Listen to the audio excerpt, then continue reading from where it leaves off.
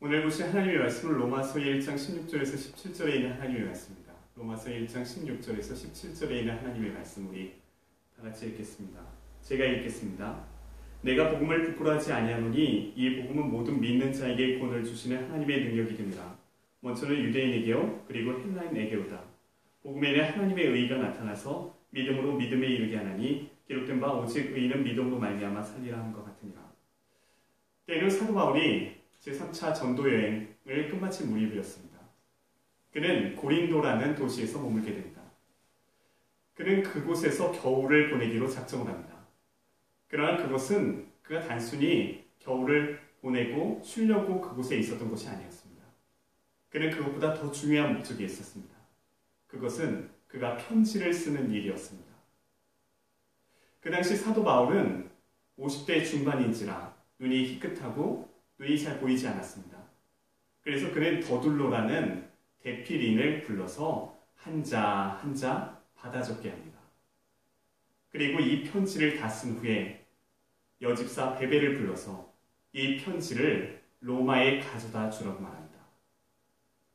이 말씀이 바로 교회를 분케하고 우리의 심령을 새롭게 한 그 바로 로마서라는 말씀입니다.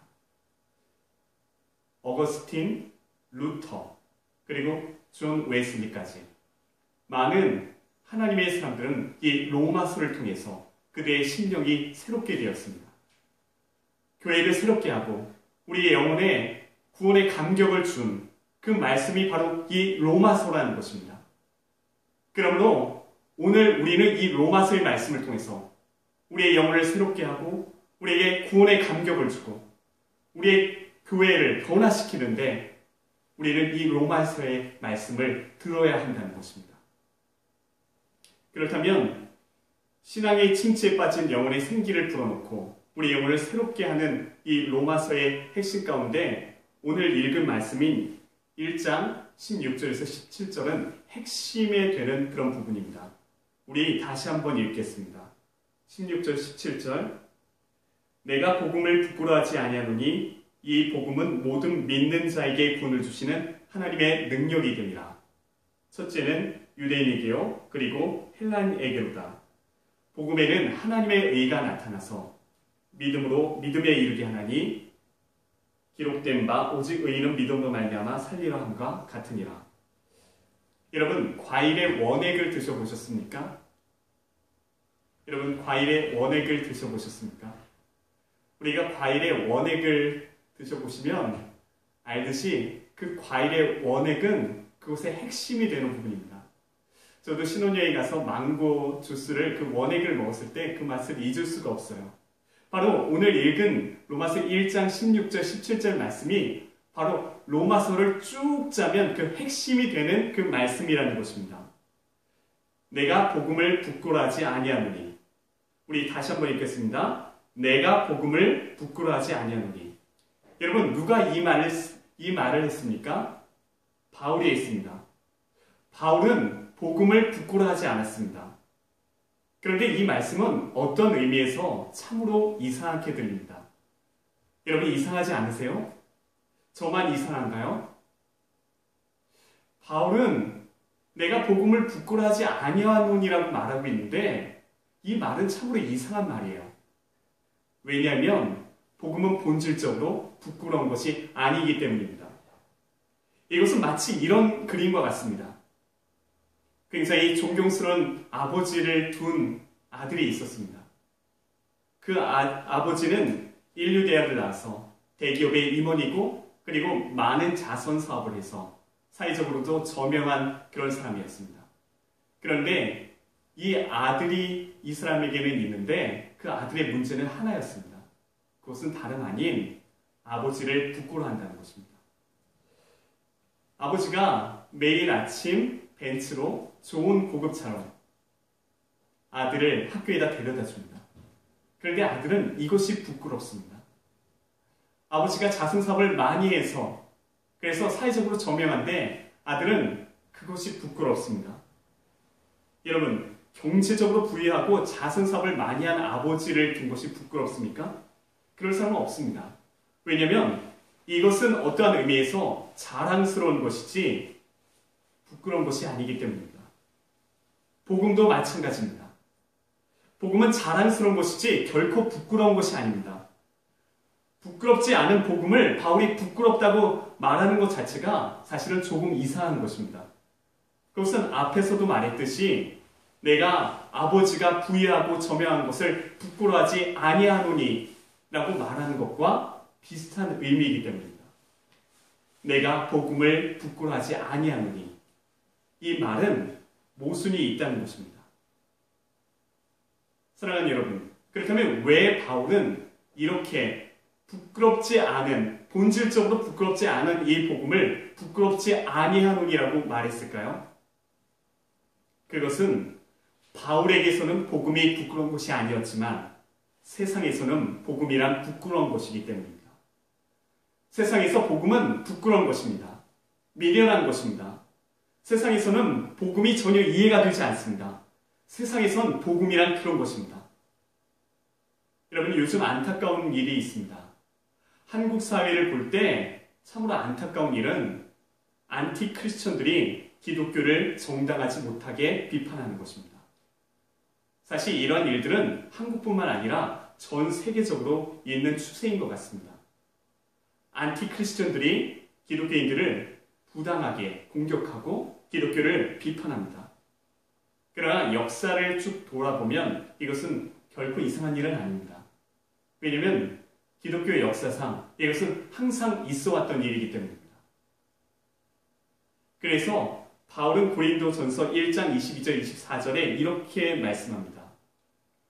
유대인은 표적을 구하고 헬라인은 지혜를 찾으나 우리는 십자가에 못 박힌 그리스도를 전하니 유대인에게는 거리끼는 것이요 이방인에게는 미련한 것이로되 오직 부르심을 받은 자들에게는 유대인이나 헬라인이나 그리스도는 하나님의 능력이요 하나님의 지혜이라. 아멘. 여러분, 그 당시 고린도 전서를 쓸 당시에 유대인들은 표적을 구했습니다. 그들은 모세 때로부터 엘리야 때로부터 계속해서 그들은 표적을 구해왔습니다. 그리고 헬라인들은 우리가 잘 아시듯이 소크라테스, 플라톤, 아리스토텔레스 이런 그들은 지혜를 항상 구해왔습니다. 그런데 그들이 복음을 들었을 때 유대인에게는 복음이 거리끼는 것이었습니다. 그리고 헬라인에게는 복음은 미련한 것이었습니다. 그러나 오직 하나님의 부르심을 입은 자들에게는 복음이란 하나님의 지혜요, 하나님의 능력이라는 것입니다. 이 당시에도 복음은 부끄러운 것이었고 미련한 것이었습니다. 세상은 복음을 비판합니다. 왜냐하면 자신의 이해로서는 도저히 복음을 이해할 수가 없기 때문입니다. 세상의 법칙으로는 믿음으로 사는 그런 법칙을 이해할 수가 없습니다. 그래서 세상의 가치관으로는 하나님 나라의 가치관을 이해할 수가 없는 것입니다. 비록 기독교가 요즘에 잘못한 점도 없지 않아 있습니다. 그러나 본질적으로 세상이 복음을 거리게 하는 것과 비판하는 것은 그들의 이해로는 복음이 전혀 이해가 되지 않기 때문입니다. 그런데 오늘날 더더욱 우리를 안타깝게 만드는 일이 있습니다. 그것은 교회도 복음을 부끄러워한다는 것입니다. 요즘에는 교회까지도 복음을 부끄러워합니다. 절대 부끄러워할 수 없는 이 복음을 세상이 아닌 교회까지도 부끄러워한다는 것입니다. 이것이 지금 교회의 심각한 위기입니다.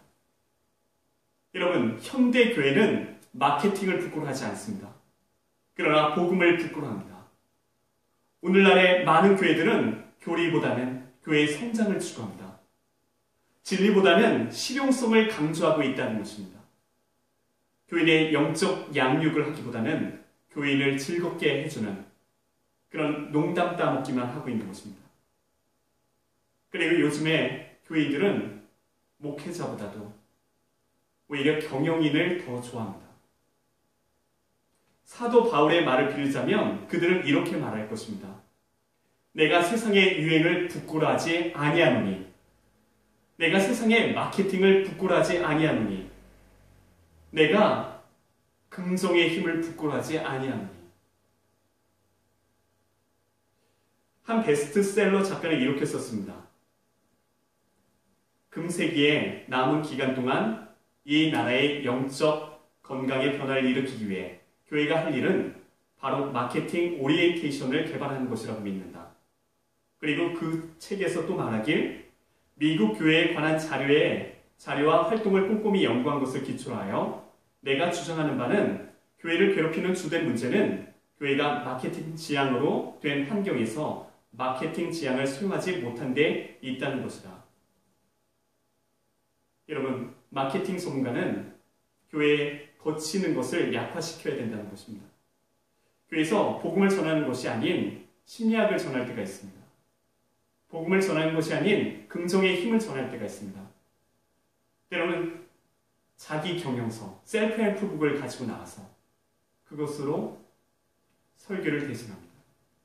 어떤 경우에는 경제적인 이론이 복음을 대신합니다. 여러분, 그러나 복음을 심리학으로 대신할 수 있습니까? 여러분, 심리학으로 사람이 변할 수가 있습니까? 긍정의 힘으로 사람이 변할 수가 있습니까? 인간을 회개시키고 그 사람을 변화시키고 그들을 거듭나게 하는데 이 복음 외에 그 어떤 것으로 우리가 변할 수 있단 말입니까? 오직 이 복음 외에는 우리를 죄에서 자유케 할 수 없고 우리를 거듭나게 할 수 없다는 것입니다. 예수 그리스도가 우리의 죄를 위해 십자가에서 죽으시고 부활하셨다는 이 복음 외에 그 어떤 것도 우리를 구원할 수 없습니다. 사랑하는 여러분, 사도 바울이 왜 복음을 부끄러워하지 않았습니까? 왜냐하면 복음은 모든 믿는 자에게 구원을 주시는 하나님의 능력이기 때문입니다. 영혼을 구원하고 죄에서 자유케 하고 그리고 우리를 구원하시는 하나님의 능력이기 때문입니다. 우리가 하나님께 순종하게 할 수 있는 그 능력이 바로 이 복음에 있다는 것입니다. 복음을 들으면 죽은 영혼이 살아납니다. 복음이야말로 하나님의 능력이라는 것입니다. 여러분, 복음은 하나님의 능력입니다. 이 복음은 그 누구도 차별하지 않습니다. 이 복음은 유대인에게만 구원이 있고 헬라인에게는 구원이 없다고 말하지 않습니다. 헬라인에게도 아프리카 사람에게도 북한 사람에게도 러시아 사람에게도 히스패닉에게도 그 누구도 whoever 누구나 믿기만 하면 구원을 받는다고 성경은 얘기하고 있습니다. 이 복음은 모든 믿는 자에게 구원을 주시는 하나님의 능력입니다. 그래서 차별이 없습니다. 누구나 믿기만 하면 그 누구나 믿기만 하면 하나님의 능력이 된다는 것입니다. 그런데 여러분, 이 복음이 하나님의 능력이긴 하지만 이 복음이 하나님의 능력이 되려면 거기에는 전제되어야 될 것이 하나가 있습니다. 이 복음이 정말 강력하고 핵폭탄 같은 그런 능력이지만 그것이 정말로 능력이 있고 우리를 회개하게 하고 죄에서 자유케 하고 우리를 구원하는 그런 능력이 되려면 전제되어야 될 게 한 가지가 있습니다. 그것은 바로 믿음입니다. 이 복음이 하나님의 능력이 되려면 믿어야 한다는 것입니다. 믿지 않으면 아무런 소용이 없습니다. 우리 17절 말씀을 다시 한번 읽겠습니다. 복음에는 하나님의 의가 나타나서 믿음으로 믿음에 이르게 하나니 기록된 바 오직 의인은 믿음으로 말미암아 살리로 함과 같으니라. 복음에는 하나님의 의가 나타난다고 합니다. 여기서 하나님의 의는 우리가 의로워서가 아니라 하나님이 우리에게 그분의 의를 주시는 것입니다. 이 의의 개념은 사실 관계적인 개념입니다. 하나님과의 올바른 관계, 그것이 의입니다. 우리가 언제 의로울 수 있습니까? 우리가 하나님을 믿을 때 의로울 수 있다는 것입니다. 우리가 의가 없는데 그분이 우리 대신 십자가에서 피 흘려 주셔서 우리가 비록 의가 없지만 우리가 하나님을 예수 그리스도의 의로 하나님 앞에서 의롭게 되었다는 것입니다. 그런데 이 하나님의 의는 믿음을 통해서만 효과가 있다는 것입니다. 그래서 성경에 보면 이렇게 얘기하고 있습니다. 믿음으로부터 믿음에 이르게 하나니. 무슨 말입니까? 믿음으로부터, 처음부터 끝까지 다 오직 믿음이라는 것입니다. 여러분, 역사가들은 말합니다. 사실 그 로마에는 예수 그리스도를 믿는 유대인들이 약 6만 명 정도가 있었다고 합니다. 이방인 그리스도인을 합치면 더 많은 숫자가 될 것입니다. 로마에 가면 카타콤이라는 곳이 있는데 사실 지하에 땅을 파고 만든 요새 같은 곳이에요. 그곳에서 핍박을 피해서 신앙을 지키기 위해 많은 그리스도인들은 그곳에서 살았습니다. 그런데 추정하기엔 약 100만 명 정도가 그곳에 들어갈 수 있는 그런 넓이라고 합니다. 정말 100만 명이 그곳에 있었는지는 모르겠습니다. 그러나 정말 로마 교회에 많은 사람들이 예수님을 믿었다는 것입니다. 그렇다면 어떻게 로마 교회에 이런 일이 일어날 수가 있었겠습니까? 그것은 바로 사도 바울이 로마서를 통해서 이 복음을 전했기 때문입니다. 하지만 사랑하는 여러분, 오늘 한국 교회를 보십시오. 왜 이렇게도 싸움이 많습니까? 왜 이렇게도 서로 용서하지 못합니까? 왜 회개하지 않습니까? 왜 세상에 나가면 왜 믿지 않는 사람과 똑같이 행동합니까? 왜 돈을 자기 마음대로 쓰고 왜 이웃을 신경 쓰지 않습니까? 대체 무엇이 문제입니까? 그것은 복음의 감격이 식었기 때문이 아닙니까? 사랑하는 여러분, 왜 사도 베드로, 사도 요한, 그리고 안드레 이런 사람들이 핍박을 당했습니까? 왜 많은 순교자들이 왜 순교했습니까? 그것은 다 복음 때문이 아닙니까? 왜 사도 바울이 자신의 생명을 아끼지 않고 이 복음을 전하기 위해 로마에 가려고 했습니까? 다 복음 때문이 아닙니까? 왜 카타콤에서 자신의 목숨을 아끼지 않고 카타콤에 숨어서 서로가 친형제같이 사랑하고 교제하고 떡을 뗄 수가 있었습니까? 바로 이 복음 때문이 아닙니까? 그러므로 이 복음만이 죽은 영혼을 살리고 침체된 교회를 붕하게 할 수 있다는 것입니다. 우리에게 복음의 감격이 있고 예수님께서 내 죄를 위해서 십자가에 죽으시고 부활하셨다는 이 복음의 감격, 이 나를 위해서 죄인을 위해서 나 같은 죄인을 위해서 죽으셨다는 이 은혜의 복음이 우리의 영혼에 참된 부흥과 회복을 준다는 것입니다. 마케팅 전문가는 거친 것을 약화시켜야 된다고 얘기합니다. 십자가를 제거해야 된다고 얘기합니다. 세일즈 기법은 하나님의 진노와 같은 부정적인 말, 지옥과 같은 말을 해서는 안 된다고 얘기합니다. 그러나 진정으로 우리의 영혼을 그리고 교회를 약화시키는 것은 바로 무엇입니까? 사랑하는 여러분, 만약 사도 바울이 오늘날 한국 교회에 온다면 그는 무엇이라고 얘기하겠습니까? 사랑하는 여러분, 한번 생각해 보세요. 사도 바울이 오늘날 한국 교회에 온다면 뭐라고 얘기하겠습니까? 만약 사도 바울이 다시 와서 침체된 오늘날의 한국 교회를 가서 얘기한다면 그는 무엇을 외칠까요? 그것은 뻔하죠. 그것은 복음입니다. 역사적으로 교회를 새롭게 하는데 쓰임을 받은 사람들이 들었던 복음을 그러므로 우리는 다시 들어야 됩니다. 우리도 복음을 통해 우리의 영혼을 새롭게 하는 하나님의 음성을 들어야 됩니다. 우리의 교회를 다시금 부흥시키고 우리에게 구원의 감격을 주는 이 복음을 다시 들어야 된다는 것입니다. 나를 위해 십자가에서 죽으시고 부활하셨다는 이 복음만이 우리를 죄에서 자유케 하고 우리의 신경을 회복시키고 우리가 구원의 감격을 갖게 하고 우리가 구원의 감격으로 우리를 새롭게 하고 거룩한 삶을 살게 할 것입니다. 이 복음만이 우리를 새롭게 할 것입니다.